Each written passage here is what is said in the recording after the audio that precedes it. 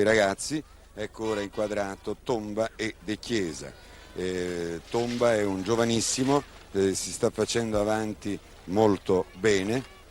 Eccolo inquadrato sulla destra invece Paolo De Chiesa. Paolo De Chiesa non ha bisogno di presentazioni, è il nostro. Purtroppo mi sembra che De Chiesa abbia avuto dei problemi, non lo vedo arrivare al traguardo. Inquadrato, ecco, è saltato Paolo De Chiesa, è un vero peccato perché tra l'altro nel corso della prima manche è stato eliminato un altro degli slalomisti puri, Oswald Touch, e quindi i nostri amici Messner o Daniele Cimini, i quali sono attrezzati con i radiomicrofoni e quindi possono collegarsi direttamente con il traguardo.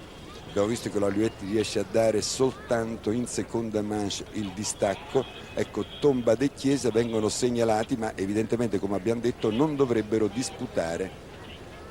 Tomba ha già vinto, ha già passato il turno.